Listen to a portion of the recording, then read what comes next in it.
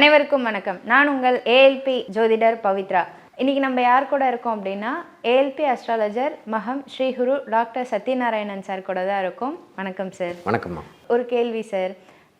தூக்கம் வர்றது எல்லாருக்குமே இந்த சூழ்நிலையில ரொம்ப அபூர்வமாக இருக்குது. தூங்குறோம், இருந்தாலும் வாஸ்து குறைபாடாக இருக்குது. வாஸ்து குறைபாட்டினால இந்த கெட்ட கனவுகள் வருமா அப்படிங்கிற மாதிரி ஒரு நண்பர் கேள்வி கேட்டிருக்காங்க சார். அதாவதுமா, தூக்கம் அப்படின்னு சொன்னால் ரெண்டு விஷயங்கள் நம்ம பார்க்கணும். ஒரு ஜாதகம் சம்மந்தப்பட்ட விஷயமே தூக்கத்தை சொல்லும். அதே மாதிரி வாஸ்துவில் பார்த்திங்கன்னா தூக்கம் சம்மந்தப்பட்ட விஷயங்கள் ஒரு வீட்டுக்கு வந்த உடனே தூக்கமே போயிடும் அப்படின்னு சொல்லலாம். எப்போவுமே இதுக்கு நம்ம ரெண்டு விதமாக நம்ம எடுத்துப்போம். ஓகேங்களா? வாஸ்து சம்மந்தப்பட்ட விஷயங்களை எப்படி பார்க்க வேண்டும், அதே மாதிரி நம்ம ஜாதகம் சம்மந்தப்பட்ட விஷயங்கள் எப்படி ஃபேவரபுளாக இருக்கும். இப்போது எல்லாருக்குமே தூக்கம் அப்படின்ற ஒரு விஷயமே பார்த்திங்கன்னா எல்லாருக்குமே வாக்கிங் நிறைய போனீங்கன்னாவே தூக்கம் வந்துடும். இந்த சூழ்நிலைகள்னு சொல்கிறோம்ல, அந்த சூழ்நிலைகள் சரியில்லைன்னு வச்சுக்கோங்களேன், தூக்கம் போயிடும். இந்த மனசுன்ற ஒரு விஷயம் இருக்கு இல்லைங்களா, மனசே பாதிக்கக்கூடிய தன்மையை தூக்கத்துக்கு ஏற்படக்கூடிய தன்மை இருக்கும். முக்கியமாக சில லக்னங்களுக்கு நம்ம சொல்லுவோம். எப்படின்னு பார்த்திங்கன்னா, மிதுன லக்னம் வரும்போது தூக்கம் போயிடும். எதனால் தூக்கம் போகும்னா மனசுனாலேயே தூக்கம் போயிடும்னு சொல்லுவோம் நம்ம.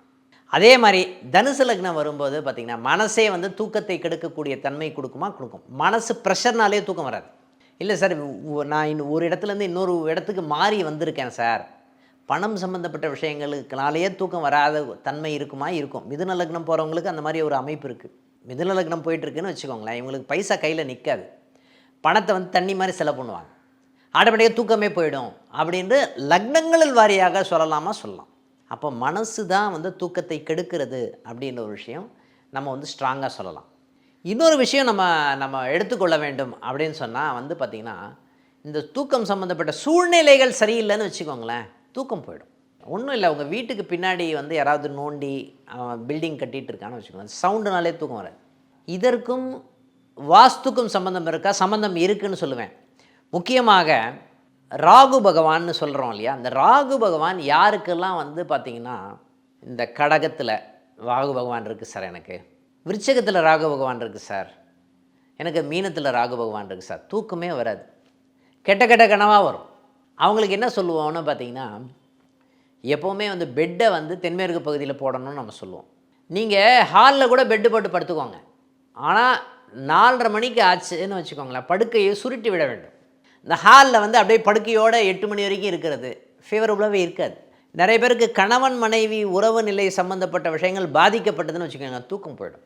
இப்போ ஃப்ரெண்ட்ஷிப் சம்மந்தப்பட்ட விஷயங்களை காசிப் பேசிகிட்டு இருக்கோம், நைட்டு விடிய பேசிகிட்டு இருப்பாங்க, தூக்கம் போயிடுமா?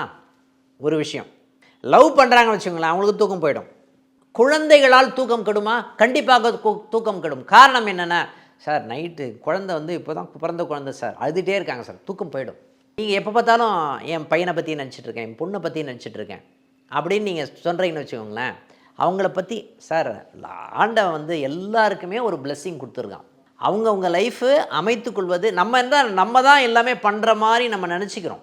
அவங்களுடைய லைஃபு பயணம், கால பயணம்ன்றது அவங்கவுங்க ஜாதகத்திலே இருக்குது. நீங்கள் ஏதாவது மாற்ற போகிறீங்களா? இல்லை. நான் ஏதாவது மாற்ற போகிறேமா? நம்ம செய்கின்ற கர்மாவை சரியாக செய்ய வேண்டும், அதுதான் விஷயமே. இங்கே நான் வந்திருக்கேன்னா எதுக்காக வந்திருக்கேன்? ஒரு கர்மாக்காக வந்திருக்கேன். அப்போ நாம் செய்கின்ற வினைகளை சரியாக செய்ய வேண்டும், அதுதான்.